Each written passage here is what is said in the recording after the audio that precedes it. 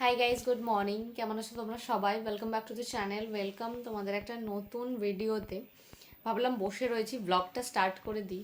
মানে কি বলবো, এখানে কারেন্টের এত ফ্লাকচুয়েশন হয়, মানে ধারণা করার বাইরে।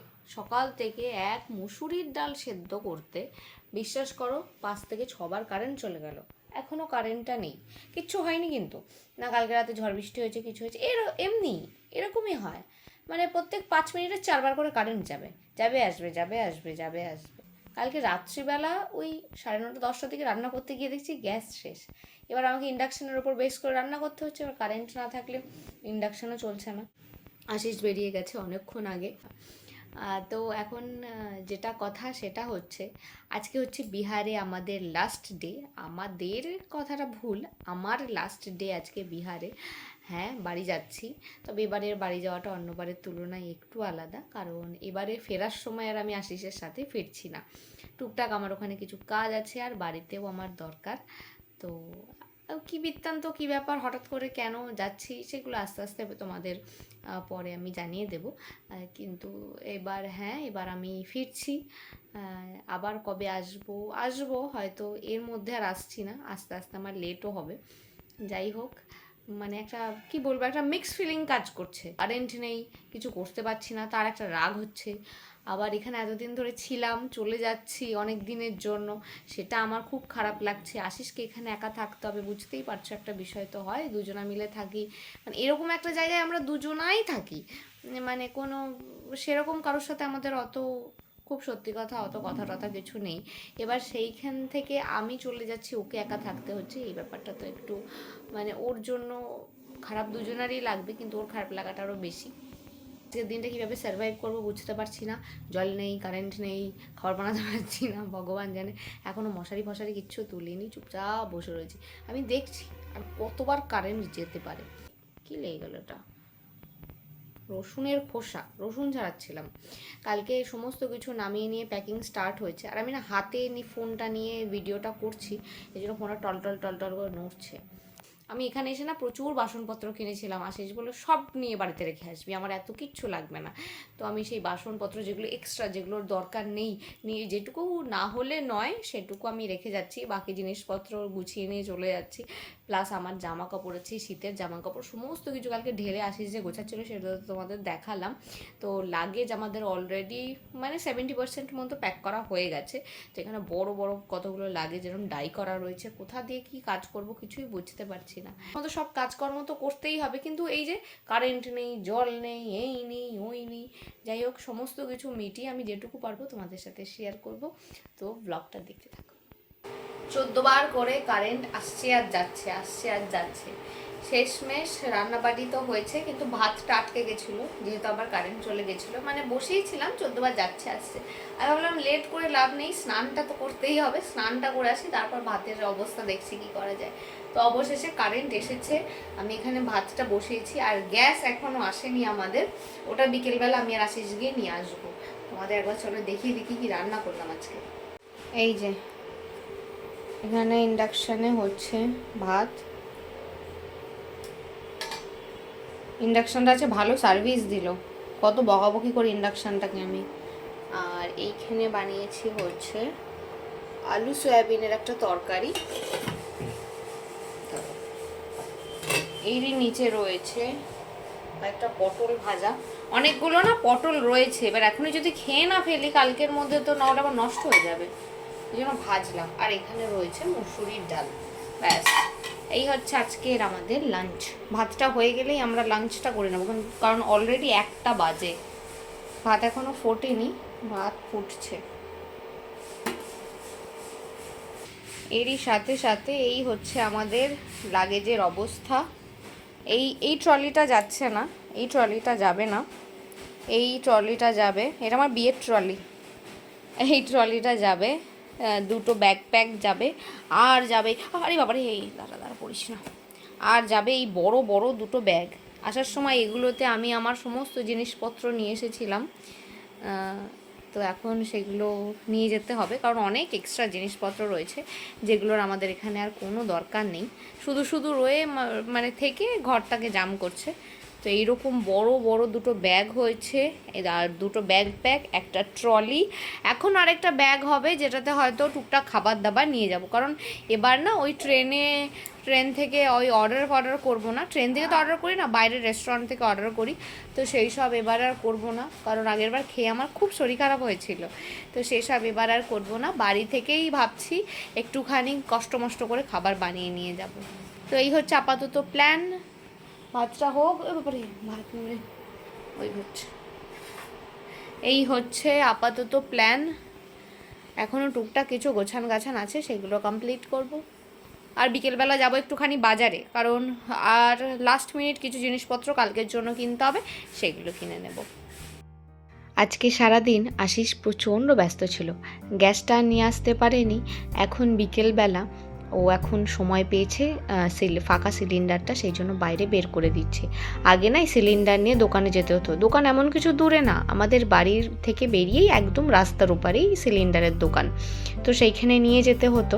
এখন আর নিয়ে যেতে হয় না, ফাঁকা সিলিন্ডারটা বাইরে বের করে দিলে, ওনাকে বলাই আছে যে এইটাই আমাদের রুম, তো উনি এসে একবারে ভর্তি সিলিন্ডার দিয়ে ফাঁকা সিলিন্ডারটা নিয়ে যায়। তবে বেশ কিছুক্ষণ ধরে আমরা দুজন মিলে ওনার অপেক্ষা করতে করতে শেষে বাড়ির বাইরেটাতে বেরিয়ে এসেছি। ওই রাস্তার ওপারে ওনার দোকান, ওইদিকে ওনার দিকেই তাকিয়ে রয়েছে যে কতক্ষণই উনি নড়বে ওখান থেকে। অনেকেই হয়তো এই জায়গাটা চিনতে পারছো, আগে সারি হয়ে এখানে ছিল ফুল গাছ, টুকটাক পুজোর ফুল এইখান থেকেই নিতাম। তবে পরপর দুটো অনুষ্ঠান এদের বাড়িতে হওয়ায় সমস্ত ফুল গাছ কেটে দিয়েছে। কেমন ফাঁকা ফাঁকা লাগছে জায়গাটা দেখতে। ঘরে আমি আগেই চলে এসেছিলাম, এসে একটুখানি চা বানিয়ে নিয়েছি। দুপুরবেলা যেহেতু অনেক তাড়াতাড়ি লাঞ্চ করেছি, তো একটুখানি খিদে পেয়ে গেছে। আর আশিসের অনেক কাজ রয়েছে, ও বললো তো একটু চা করে দে, ততক্ষণ আমি ওই যিনি গ্যাস নিয়ে আসবে তার জন্য অপেক্ষা করি। গ্যাস উনি দিয়ে দিয়েছে, আর আশিস ওটা ঠিকঠাক করে সেটও করে দিয়েছে।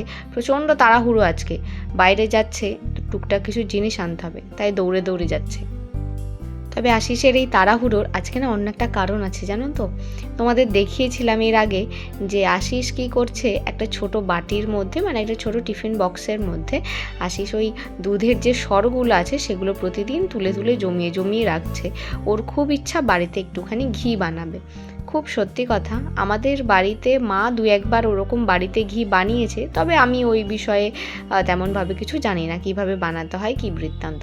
তবে আশিসদের বাড়িতে এইভাবেই ঘি বানানো হয়, ছোটোবেলা থেকে ও দেখেছে। তো ও নিজেও জানে এটা বানাতে, এর আগে কখনো যদিও বানায়নি, সেই জন্যই ও আরও বেশি এক্সাইটেড। বাজার থেকে এসেই লেগে পড়েছে কাজে। আমরা যেহেতু ফ্রিজের জল খাই না, কালকে আবার মনে করে একটা জলের বোতলও ফ্রিজে রেখে দিয়েছিল, কারণ এই কাজটা করার জন্য ওর নাকি একটুখানি ঠান্ডা জলের দরকার। খুব বেশি দিন নয়, ওই 2 সপ্তাহ কি 2.5 সপ্তাহ ধরে আমরা এই দুধের সরটা জমানো স্টার্ট করেছিলাম, তো দেখছি 1 বাটি মতো হয়েছে। এবার কালকে যেহেতু আমরা বেরিয়ে যাব, আজকে তো এটা বানিয়ে ফেলতে হবে, নাহলে তো গোটাটাই নষ্ট হয়ে যাবে। ঘি বানিয়ে রেখে দিয়ে গেলে আর ঘিটা তো নষ্ট হবে না। তো 1 বাটি মতো সর এখানে আমাদের হয়েছিল, তো সেই বাটির মেজারমেন্ট করে 2 বাটি মতো ঠান্ডা জল দিয়ে মিক্সার গ্রাইন্ডারে একদম হাই স্পিডে দিয়ে খুব ভালোভাবে আশিস এটাকে ব্লেন্ড করছে। আশিস বলছে খুব ভালো করে ব্লেন্ড করলে নাকি সর থেকে পুরো একটা ক্রিম আলাদা হয়ে যাবে। দাঁড়া একবার চেক করছে, এখনো বলছে ঠিকঠাক করে হয়নি। সত্যি তো দেখছি তাই, কত সুন্দর এখানে ক্রিমটা পুরো আলাদা হয়ে গেছে দেখো। এই ঘি বানানোর জন্য বিগত 2 দিন ধরে ওর এক্সাইটমেন্ট একদম চরমে, শুধু অপেক্ষা করছে কবে আজকের দিনটা আসবে আর ও ঘিটা বানাবে। এই যে প্রথমবার ব্লেন্ড করার পর এতটা মতো ক্রিম বেরিয়েছে, তবে আশিস বলছে আরেকবার ব্লেন্ড করবে, যেটুকু আছে যদি আরেকটুখানি বেরোয় তাও অনেকটাই হলো। যদিও আশিস বলছে এটা দিয়ে নাকি অনেকটা ঘি হবে না, আমার এখনও সেই আইডিয়াটা নেই। তবে ক্রিমটা দেখতে কি ভালো লাগছে না, বাড়িতে তৈরি জিনিস তো এর প্রতি একটা আলাদাই ভালোবাসা, একটা আলাদাই অনুভূতি থাকে। এই যে সর্বসাকুল্যে এতটা মতো ক্রিম বের করা গেছে, এইবার গ্যাসে এটাকে রান্না করার পালা।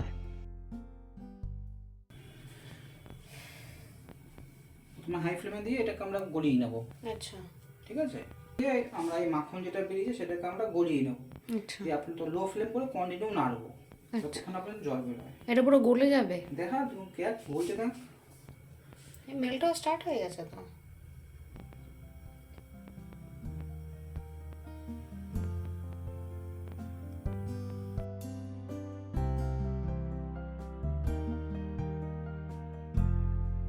ক্রিমটাকে অনবরত নাড়তে নাড়তে একদম মেল্ট হয়ে গেছে ক্রিমটা। আস্তে আস্তে কিন্তু ঘিয়ের রূপই নিচ্ছে, চারপাশটা একটু লেগে লেগে যাচ্ছে। আশিস বলছে এখন নাকি কন্টিনিউ এইভাবে নাড়তে হবে, নাহলে তলায় লেগে গেলে কিন্তু আর খাওয়া যাবে না। সত্যিই তো তাই, এ তো আস্তে আস্তে পুরো ঘি হয়ে যাচ্ছে। যখন ও বলছিল যে আমি বাড়িতে ঘি বানাবো, ছেলে মানুষ তো আমি বারবার জিজ্ঞেস করছিলাম তুই তো কখনো করিসনি, আদেও পারবি তো, আদেও পারবি তো? বলছে শুধু পাশে দাঁড়িয়ে চুপচাপ দেখে যা কেমন আছে ঘি বানাই। দেখো, কথা বলতে বলতে চোখের নিমেষে, একদম বেশি সময়ও লাগলো না, কোনো খাটনিও নেই।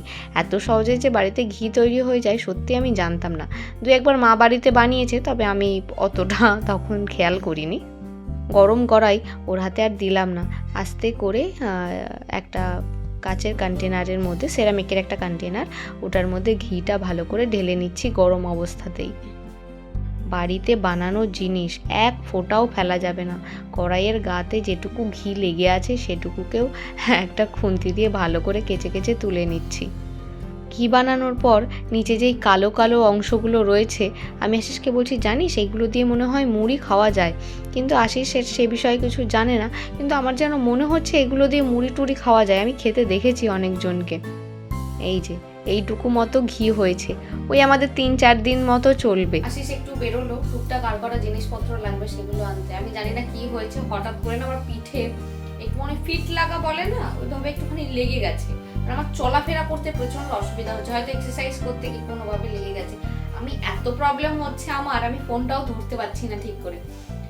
সন্ধ্যাবেলা আজকে এক সেকেন্ড, আমি পারছি না এত মানে পিঠের একটা সাইডে, মানে পিঠের শির দ্বারা বরাবর একটা জায়গায় একটুখানি লেগে গেছে।